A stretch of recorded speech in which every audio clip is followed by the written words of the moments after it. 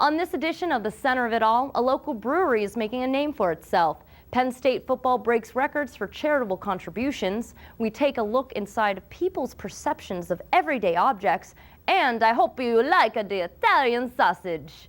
Kitchen Encounters is coming up as well.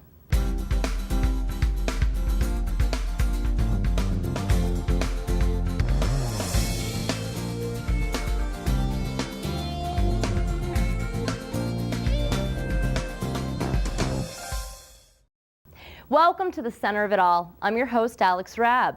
A local town has a brewery dedicated to making handcrafted beers for the central Pennsylvania region. We couldn't pass up the opportunity to see what the fizz is all about. In a world where corporate giants such as Walmart, Nike, and McDonald's rule the day, it's nice to know there's one industry where there's room for the little guy. Drunken Monkey Brewworks in Lewistown is just a year old, and their Captain Jack's line of beers are winning fans across the region and competing with the big boys. Wade Fisher, owner of Drunk Monkey Brewworks, talked about how he got started brewing beer. So I had this little interest in making homemade wines, and there was a wine supply store in State College, and I went in there to get stuff to make wine and saw that you could actually brew beer at home. Well, I actually like drinking beer better than wine, even though I made wine, so I couldn't help but pick up a beer kit while I was in the wine supply place, and one kit from that supply shop, and since then I've been brewing beer and very little wine.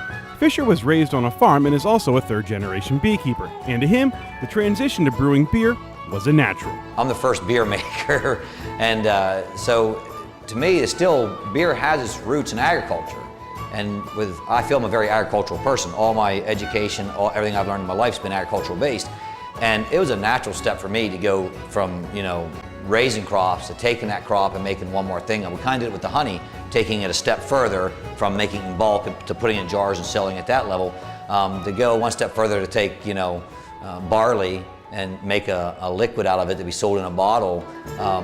It really was very natural to me. I didn't even have to think about it twice. It just seemed to be there.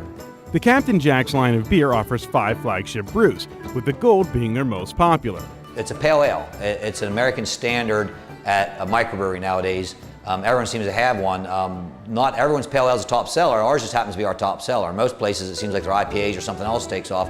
For some reason, our Gold, whether it's the clientele or the recipe, I don't know which it is, but the Gold, all year round, it sells. For most microbreweries, a Weizen is a seasonal beer, but that isn't the case with Captain Jack's.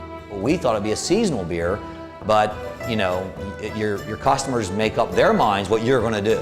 And our Weizen, at the end of last summer, when we wanted to stop making it, we were told we want it. So we made our Weizen all year round, and it's become one of our staples. It's a very German Weizen. When I say it's a Weizen, I've had actual Germans who can barely speak English that work here in this plaza, stop in, try that Weizen, and they sit there and say, this is like one we would get back home. The other flagship brews include Blackfin Stout, Kraken, and Blockade Runner, which is an IPA with more of a hops flavor to it. And Fisher describes the brewing style at Captain Jack's. So you'll see that hoppy beers don't permeate our style, and I think it's actually a fault sometimes.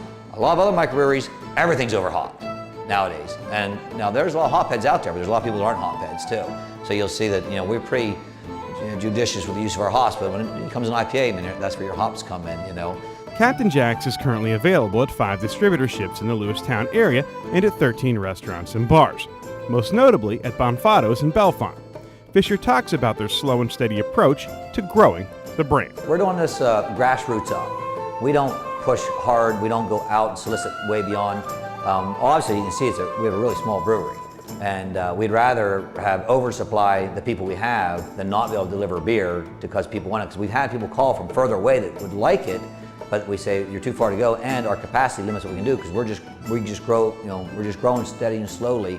I don't want to push anything too hard and too fast. Fisher has some pretty ambitious plans for Captain Jack's in the future. Our next step we definitely have lined up. Where do I want to go in 10 years? I'm not even looking there. My little motto, we don't have a business plan and we're sticking to it. That's actually our motto. But we are planning a brew pub. So the brew pub will be a lot bigger. It will be about 7,000 square feet. We'll probably have another 40, 50 barrels worth of capacity to brew up and be able to retail.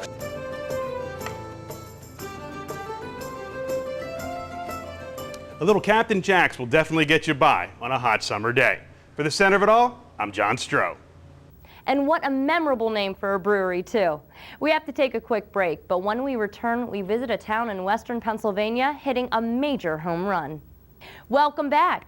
Summer brings along baseball. Well, a local company sold bats to World Series champion Johnny Damon, MVP Justin Morneau, and Matt Adams. Andrew Callista went to Brookville to check out the sticks. You might not know, but there's a small company in our own backyard making some big league products. BWP Bats in Brookville is hitting a home run when it comes to making some major league quality bats. Handcrafting about 50,000 bats a year while having just 9 full-time employees requires some serious teamwork. Former player and current general manager Josh Johnson says just look at the label to see what makes BWP. Yeah, and that's built with pride, and everybody here knows that. Everybody here, abides by that rule. Everyone takes special, interest in every bat that they touch here throughout the day, whether you're sanding it, painting it, laser engraving it. Everybody really cares about what they do here, and that's what helps us be successful. BWP is successful. Going up against 29 other companies approved by Major League Baseball, including Louisville Slugger, is no small task. But that doesn't deter BWP. They know that their product is growing one swing at a time. Try to do, the best you can and just go maybe get another player here or there and get a few players. That's what we did. Like, we never looked at it as, oh my gosh, we have to compete with these people, we have to compete with this. We just started putting a good product out there, let the product speak for itself. The more guys started to use it, they get passed around the locker room, and more guys got interested. Hey, who is BWP? What are you guys doing? So that's kind of how we grew, was we put the right product out there, and who knows what could happen down the road. Uncertainty is how BWP got into bat making. After making furniture for over 40 years, Brookville Wood Products was losing business to China. So they began making their own billets into bats, something Ridgeway native Johnson says is pretty cool. Yeah, I mean, that's what is so neat about taking, a piece of wood from the area, from the United States, turning it into a bat that's being used in America's game, and doing it by hand. That's what we, are very proud of here, is just handmade professional baseball bats for all levels. And when you do make it by hand, you put a little bit more attention to the detail, and I think you get a little better product instead of just mass producing with machines or whatever. So I'd like to stress that it's important to make these things by hand and have as much hand-on as you can have. Johnson has been hands-on in this company for over a decade. After being drafted by the Twins in 2001, he would work at BWP in the offseason to give a player's perspective. And as the quality improved, a future MVP took notice. Morneau is the biggest BWP guy out there. He's been with us and as loyal as anyone could be to a bat factory.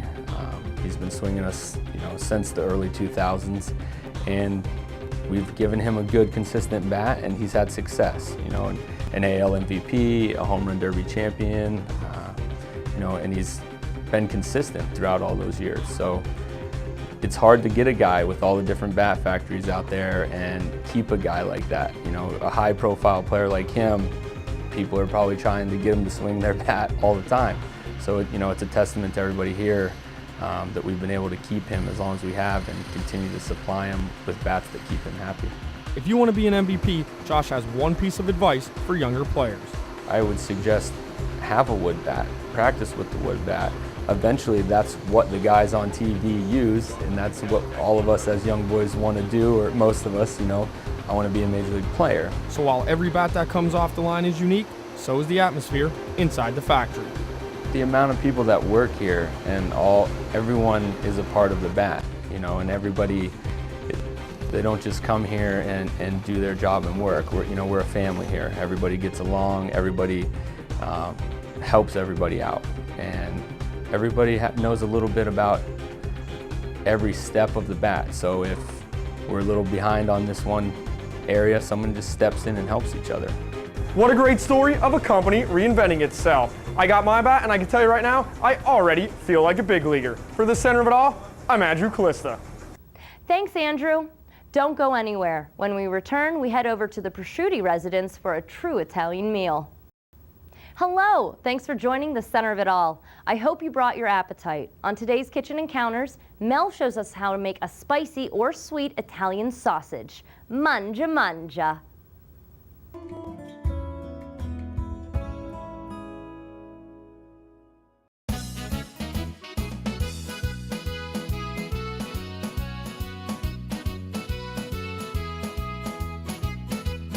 'Tis the season for carnivals, street festivals, and fairs.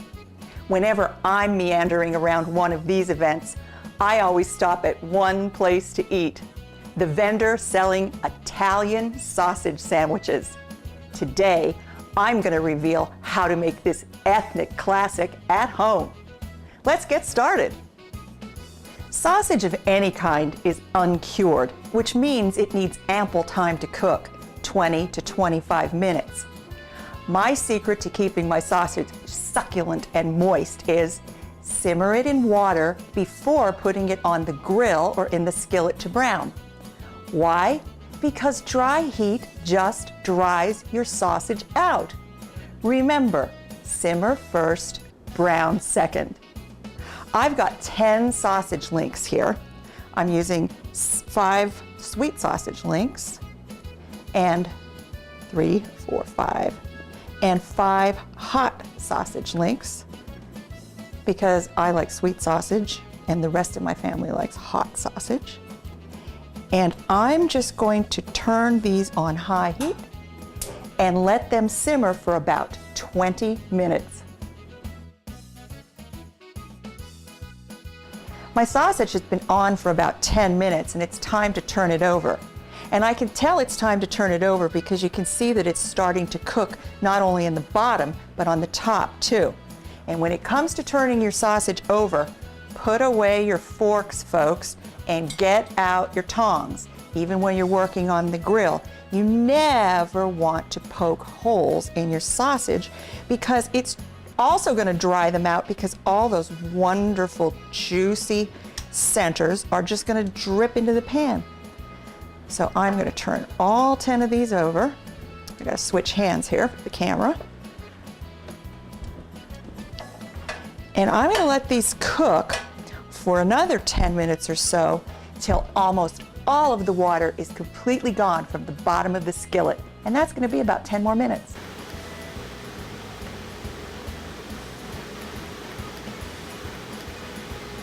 It's been about 8 more minutes, and you can see that all of the water is almost out of the bottom of this pan.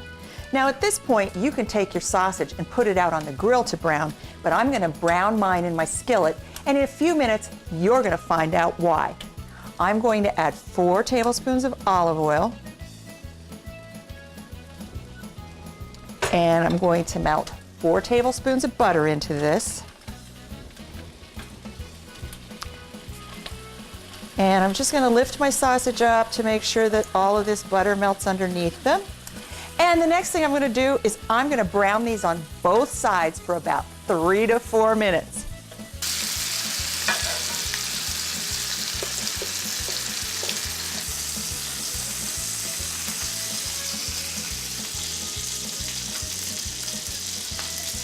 It's been about 8 minutes and my sausage is beautiful.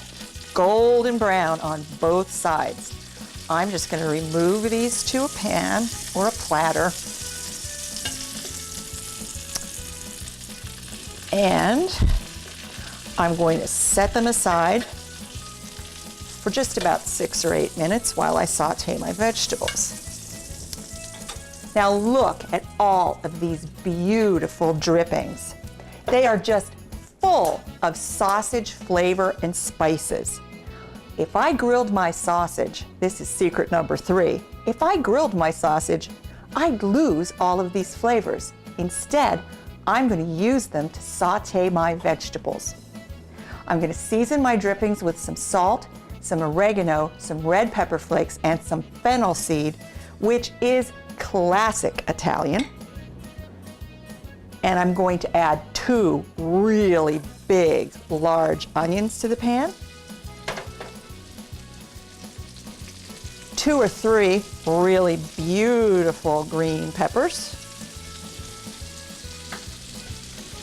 and 2 or 3 really beautiful red peppers.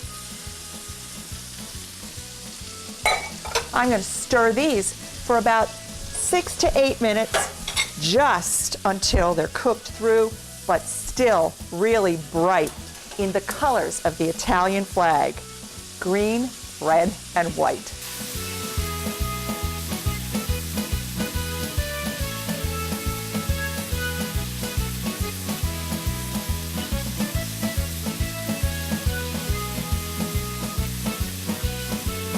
It's been about 8 minutes, and my vegetables have all cooked down. They're about 2/3 of their original volume. They're starting to brown just a little bit, and they are full of all of that sausage flavor.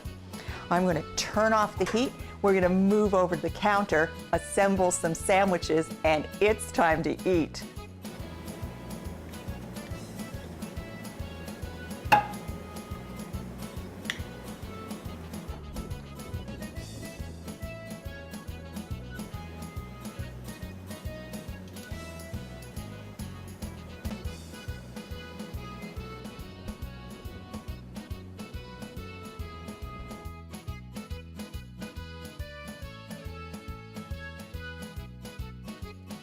Homegrown peppers are starting to show up in all of our local farmers markets.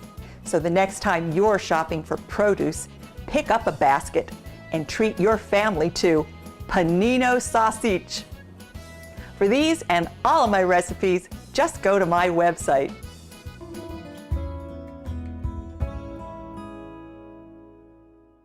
If you make this delicious meal, remember to take a picture and let us know how it turned out.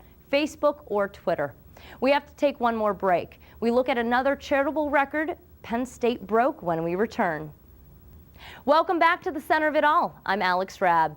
The Penn State football team does it again.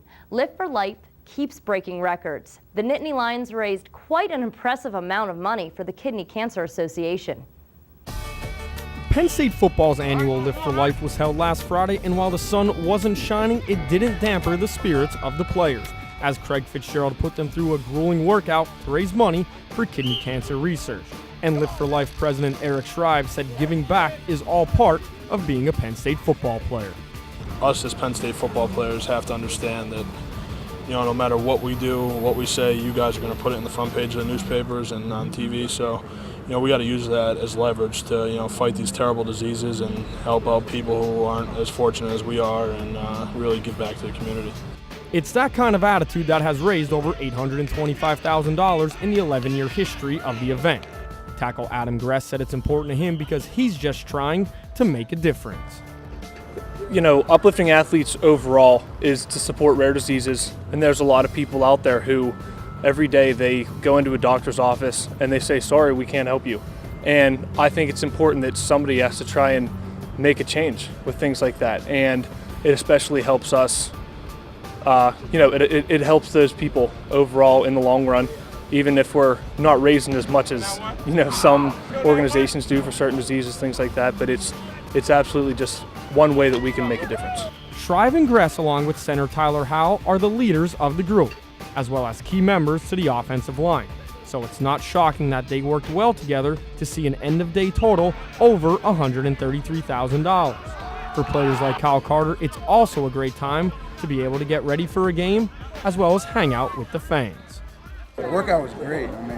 We all had fun. As you can see, we all get competitive with it, and we just had a great time. What's the best part? When it's over and you get to mingle with the fans, or is it just the relief of being done? I think it's definitely this part with the fans. We're all just looking forward to getting through this, having fun, and just making it seem like a game day. And now that it's over, it's just nice to be able to relax with the fans. It was fun. Scott Shirley, founder of the Lift for Life, saw his father pass because of kidney cancer. He said the players aren't out to prove anything with this annual event. We're not doing this event to prove anything to anybody. We're doing it because it's what we do. It's what Penn State does. It's what Penn State's all about. This is, anybody who's familiar with it, this is a culture of giving. This is a culture of caring. And that's really the environment that allowed this to grow and cultivate over the last 10 years. Over a year ago, Penn State was labeled with a culture problem by Free and the NCAA. That doesn't sit too well with Mr. Schrei. You know, I said this before, I'll say it again. Anytime people want to challenge the culture here at Penn State, they could, look at the history of Lift for Life. And like I was talking about, every year it gets bigger, and we raise over $100,000 every year.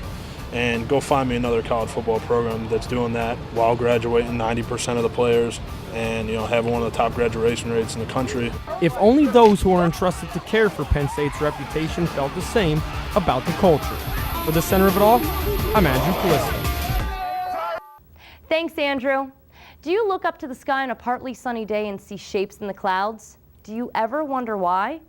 Well, I met up with a doctor at Penn State that helped explain possibly why. Remember lying back on the lawn looking up at the sky? Since childhood, most people have seen faces or objects in clouds, the moon, and in food like burnt toast. According to Dr. Susie Scherf, assistant professor of psychology at Penn State, faces are one of the most compelling stimuluses in our world, being that humans are social creatures. So it's not surprising that we're sort of looking for this at all times, and they're really interesting visual illusions that help us illustrate that. So this is a really classic example of this kind of illusion here. When you look at this, you may see faces, but you may see something else, and you can actually sort of flip back and forth between what you see. There's a part of the brain that's responsible for remembering faces, recognizing information about them, and processing emotional expression. Studies are done to see how our brain works when looking at this illusion. Those parts of the brain become much more active. When you're looking at the same illusion and you see a vase, instead regions that help us recognize and categorize objects in our world are much more activated. Our brain is primed to see faces before objects, and the skill grows as our brain develops. There's a probable explanation for why people see specific figures. So I think it's our personal experiences of being experts with faces, and then also our sort of unique experiences of the specific faces that we tend to look at on a regular basis, that our mind uses to sort of help us interpret these abstract objects and try to find meaning in them. The human mind will never cease to amaze me. Well, next time you're staring into your cereal, toast, or a cloud, you have a better understanding of why. Well, that's it. I hope you enjoyed the show. Have a great rest of your day.